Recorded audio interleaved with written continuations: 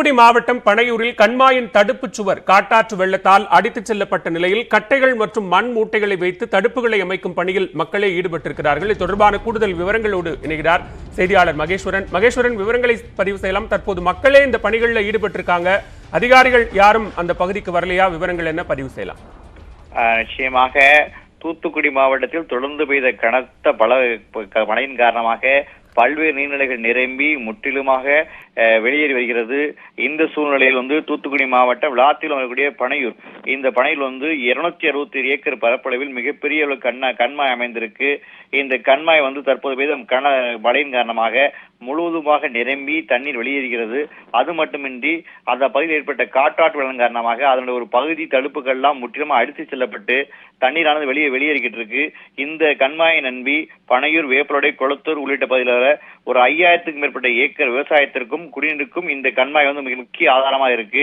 இந்த தண்ணி முற்றிலுமாக தடுப்பு உடைந்து வெளியேறியதால் மக்கள் மிகுந்த வேதனையடைந்தனர். இது குறித்து அதிகாரிகளுக்கு தகவல் தெரிவித்து எவ்வித நடவடிக்கையும் எடுக்கவில்லை என்பதால் தற்போது மக்களே களத்தில் இறங்கி மண் மூட்டைகள், கட்டைகள் வச்சு தடுத்துவாங்க. ஏன்னா இருக்கக்கூடிய தனியார் நம்ம காப்பாற்ற வேணும். ஏன்னா தொடர்ந்து காற்றாற்று வெள்ளம் வந்துகிட்டே இருக்கனால அந்த தனியார் காப்பாற்றி விவசாயத்திற்கு குடிநீருக்கு பயன்படுத்த வேண்டும் என்பதற்காக மக்களே களத்தில் இறங்கி அதற்கான பணியில் ஈடுபட்டு இருக்காங்க.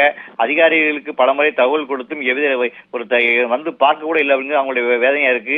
ஏனென்றால் ஏற்கனவே வறட்சி, அப்புறம் காட்டுப்பன்றி, மான்கடத்தினால் எங்களுக்கு பயிர்கள் பாதிக்கப்பட்டிருக்கு. இந்த தண்ணி வைத்தால் அடுத்த விவசாயம் செய்யலாம் என்று நினைத்திருந்தோம். எங்களுக்கு மழை பெய்தும் இந்த வெறும் புண்ணியம் இல்லாமல் தண்ணி வெளியேறிவிட்டது. இனி வரக்கூடிய தண்ணீரால் சேமிக்க வேண்டும் என்பதற்காக நாங்களே இறங்கியிருக்க வேண்டும். மக்களை இறங்கி தடுப்புகளையும் மண்மெடுத்து அடைச்சு வச்சுட்டு வராங்க. இனியாவது அரசியல் அந்த பகுதிக்கு சென்று அந்த தடுப்புகளை சரி செய்ய வேண்டும் என்பது அந்த பகுதி மக்களின் கோரிக்கையா இருக்கு. மகேஸ்வரன், விரிவான விவரங்களை பதிவு செய்தமைக்கு. தூத்துக்குடி மாவட்டம் ஆதிச்சநல்லூர் ஆன்சைட் அருங்காட்சியகம் பெருமழை வெள்ளத்தால் பாதிக்கப்பட்டிருக்கிறது. தொடர்பான கூடுதல் விவரங்களோடு இணைகிறார் எமது மண்டல தலைமைச் செய்தியாளர் சிவமணி. தற்போது மழை வெள்ளத்தால் ஏற்பட்டிருக்கக்கூடிய பாதிப்புகள்ல இந்த அருங்காட்சியகத்தில் ஏற்பட்டிருக்கக்கூடிய பாதிப்பும் ஒன்று. என்ன பாதிப்பு? விவரங்களை பதிவு செய்யலாம். நிச்சயமாக திருநெல்வேலி தாமிரபரணி புறநை நாகரிகம் அப்படிங்கிறது 3000 ஆண்டுகளுக்கு பழமையான நாகரிகமாக விளங்குகிறது. இங்கே ஆதிச்சநல்லூர், கொற்கை, சிவகலை பகுதியில் தூத்துக்குடி மாவட்டத்தில் அந்த அகழாய்வு பணிகள் அப்படிங்கிறது தொடர்ந்து நடைபெற்று வந்தது. அந்த அகழாய்வில் கிடைத்த பொருட்களை அங்கேயே பொதுமக்கள் சர்வதேச அளவில் வரக்கூடிய அளவிலும் வெளிநாடுகளிலிருந்து வரக்கூடிய அளவிலும் உள்நாட்டு மக்களும் கண்டுகளிக்கும் வகையிலான ஏற்பாடுகள் செய்யப்பட்டு ஆன்சைட் மியூசியம் அப்படிங்கிறது திறந்து வைக்கப்பட்டது. இந்த ஆன்சைட் மியூசியத்தில் தற்போது கடந்த 17-18 தேதிகளில் பெய்த கனமழை காரணமாக பாதிப்புகள் ஏற்பட்டிருக்கிறது. அதில் உள்ள பொருட்கள் பெரும்பாலான அந்த இரும்பு பொருட்கள் எடுத்து பத்திரமாக வைக்கப்பட்டாலும் கூட அந்த ஆன்சைட் மியூசிய பொருட்கள் சேதமடைந்திருக்கிறது. அந்த பொருட்களை அந்த தண்ணீர் தேங்கி இருப்பதை அங்கிருந்து வெளியேற்றுவதற்கான நடவடிக்கைகள் அப்படிங்கிறது தற்போது நடைபெற்று வருகிறது. தண்ணீர் ஓரளவு வடிந்தாலும் கூட தற்போது அங்கே தேங்கி இருக்கக்கூடிய அந்த ஆன்சைட் மியூசியம் பகுதியில் தேங்கி இருக்கக்கூடிய தண்ணீர் வெளியேற்றும் பணி அப்படிங்கிறது தற்போது நடைபெற்று வருகிறது. அந்த காட்சிகளை தான் நம்ம பார்த்து கொண்டு இருக்கிறோம். இந்த ஆன்சைட் மியூசியம் அப்படிங்கிறது அவர்கள் பழங்காலத்தில் அவர்கள் பயன்படுத்திய முதுமக்கள் தாலி உள்ளிட்ட மண் பொருட்கள் உள்ளிட்ட பொருட்கள் அந்த பகுதியிலேயே வைக்கப்பட்டிருக்கக்கூடிய காட்சிகளை தான் பார்க்கிறோம். அதில் இருக்கக்கூடிய மண் பானைகள் சரிந்திருக்கக்கூடிய காட்சிகளை பார்க்கிறோம். ஆனால் எதிர்காலத்தில் இதுபோன்ற பாதிப்புகள் ஏற்படா வண்ணம் அந்த ஆன்சைட் மியூசியத்தை தொடர்ந்து செயல்படுவதற்கான நடவடிக்கைகள் எடுக்கணும் அப்படின்னு மக்கள் விரும்புகிறாங்க. அந்த பகுதியில் இருக்கக்கூடிய அந்த இந்த ஆன்சைட் மியூசியம் தொடர்பான பல்வேறு நடவடிக்கைகள் ஈடுபட்டு வந்த முத்தாலங்குறிச்சி காமராஜ் நம்மோடு இருக்கிறார். அவற்றை கூடுதல் தகவல்களை கேட்போம். இந்த பகுதி அப்படிங்கிறது எப்படி பாதிக்கப்பட்டது சார்? எவ்வளவு தண்ணீர் இருந்துச்சு? இப்போ தற்போது நிலை என்ன இருக்கிறது? என்ன நடவடிக்கைகள் எடுத்திருக்காங்க? பெரும்பாலுமே பாத்தீங்க அப்படின்னு சொன்னா 1992 தான் நம்மளுடைய வாழ்க்கையில நம்ம பெரிய வெள்ளத்தை பார்த்தோம். அதை விட 3 மடங்கு பெரிய வெள்ளம் தான் இந்த இடம் வந்துருச்சு. அதாவது பரம்பு அப்படின்னு சொல்றது, இந்த பரம்புல யாருமே அந்த பரம்பு உயரமான பகுதி, இங்க வெள்ளம்லாம் வராது அப்படின்னு தான் நம்ம எல்லாருமே எதிர்பார்த்தோம். ஆனா அந்த பூரா எங்களை எல்லாம் தோக்கடித்து இன்றைக்கு ஆதிச்சநல்லூர் பரம்புல இந்த சைட் மியூசியம், அதாவது இந்தியாவிலே முதல் நடந்த இந்த சைட் மியூசியம், அந்த சைட் மியூசியம் முங்குற அளவுக்கு தண்ணி வந்துட்டு, இது உண்மையிலேயே எங்களுக்கு ரொம்ப ஒரு கடினமான ஒரு கஷ்டமான ஒரு வேலை. ஏன்னா முதல்ல ஒரு பாதுகாப்பாகப்பட்ட ஒரு சைட் மியூசியம் இன்றைக்கு தண்ணியில மூழ்கி அதில் வைக்கப்பட்ட பொருள்கள் எல்லாம் நனைந்து சேதமடைந்து குழிகள் எல்லாம் உடைந்து விழுந்தது ரொம்ப வேதனைக்கு ஒரு விஷயமா ஆகிப்போச்சு. இதை யாருமே எதிர்பார்க்கல. ஏன்னா ஒரு நாள் இரவில் பெய்து, ஒரு நாள் இரவில் குளமடைந்து, ஒரு நாள் இரவில் வற்றி, ஒரு நாள் இரவில் இவ்வளவு டேமேஜ் பண்ணது யாருமே எதிர்பார்க்கல. ஆனாலும் இது தொழில் துறைக்கு ஒரு சவாலான ஒரு காலகட்டம். ஏன்னு கேட்டா இப்படிலாம் தண்ணீர் வரும், இப்படி இதுல இருந்து எப்படி நம்ம பாதுகாக்கலாம், இப்போ எந்தெந்த இடத்துல தடுப்பு சுவர் கட்டலாம், இப்போ இதில் வந்து ஒழுகுன இடம் எந்த இடம், இந்த ஒழுகெல்லாம் எப்படி சரி பண்ணலாம், அடுத்தால் அமையக்கூடிய சைட் மியூசியத்தில் வந்து ஏன்னா இப்போ கிட்டத்தட்ட போட்டிருக்க கொஞ்சம் இடத்துல தான் நம்ம சைட் மியூசியம் போட்டிருக்காங்க, இன்னும் மீதி இடங்கள் போட வேண்டிய இடங்கள் இருக்குது, அந்த இடத்துல என்னெல்லாம் பண்ணலாம் அப்படிங்கிறதையும் பண்ணணும். திரும்ப இப்போ ஏற்கனவே இதை வந்து மீட்கும் பணியை வந்து மிக வேகமாக இந்திய தொழில்துறையினர் வந்து வேகமாக செஞ்சுக்கிட்டு இருக்காங்க. செஞ்சுக்கிட்டு இருந்தாலும் கூட அந்த பொருட்களை அப்படியே திரும்ப சோர்வா போட்டக்கூடாது. ஏன்னா சோர்வா போட்டுட்டு ஐயோ இது மாதிரி இதில் டேமேஜ் ஆயிரும் அப்படின்னு நினைச்சிட்டு போயிடக்கூடாது.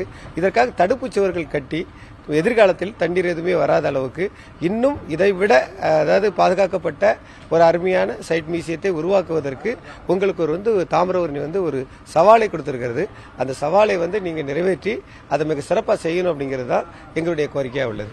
நிச்சயமாக இந்த சைட்டில், இந்த ஆன் சைட் மியூசியத்தில் தேங்கியுள்ள தண்ணீர் அப்படிங்கிறது முழுமையாக வெளியேற்றப்படும் நடவடிக்கைகள் அப்படிங்கிறது எடுக்கப்படுகிறது.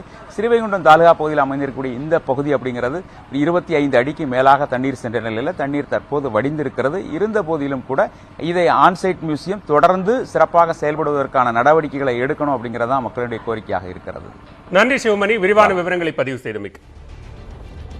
தூத்துக்குடி மாவட்டம் நானல் காட்டிற்கு செல்லும் பிரதான சாலை சேதமடைந்ததால் போக்குவரத்து துண்டிக்கப்பட்டு தனித்தீவாகியுள்ளது. கடந்த 17, 18ஆம் தேதிகளில் கொட்டி தீர்த்த கனமழையால் மாவட்டத்தின் பல்வேறு இடங்கள் கடுமையாக பாதிப்படைந்தன. இதில் நானல்காடு கிராமத்திற்கு செல்லும் பிரதான சாலை கடும் சேதமடைந்தது. இதனால் அங்கு வசிக்கும் 200க்கும் மேற்பட்ட குடும்பத்தினர் போக்குவரத்து வசதியின்றி தவிப்பிற்கு ஆளாகியுள்ளனர். கடந்த 3 ஆண்டுகளுக்கு முன்பு போடப்பட்ட தங்கள் கனவு சாலையை கனமழை சிதைத்து விட்டதாக பகுதி மக்கள் வேதனை தெரிவிக்கின்றனர்.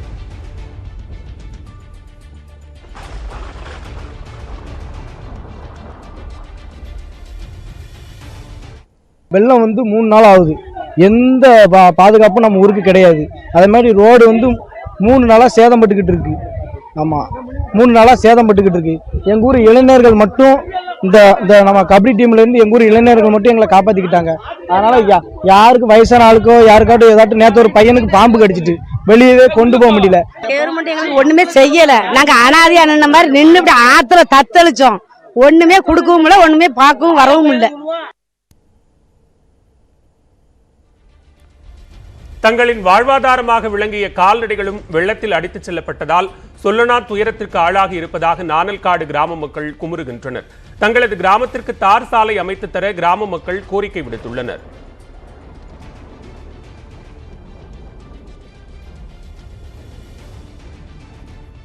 தண்டவாளங்களில் தேங்கியிருந்த மழைநீர் வடிந்ததை அடுத்து 5 நாட்களுக்கு பின்பு முத்துநகர் விரைவு ரயில் தூத்துக்குடி ரயில் நிலையம் வந்தடைந்தது. இதனால் பயணிகள் நிம்மதியடைந்தனர். கடந்த 17, 18ஆம் தேதி கொட்டி தீர்த்த கனமழையால் தூத்துக்குடி நகர் வெள்ளக்காடானது. அதனால் மதுரையிலிருந்து இயக்கப்பட்டது. இந்நிலையில் மழைநீர் வடிந்ததை அடுத்து நேற்று மாலை தூத்துக்குடி ரயில் நிலையத்திலிருந்து மைசூருவுக்கு ரயில் இயக்கப்பட்டது.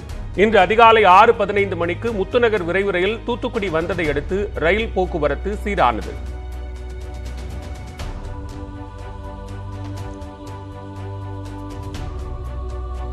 வெள்ளப்பெருக்கால்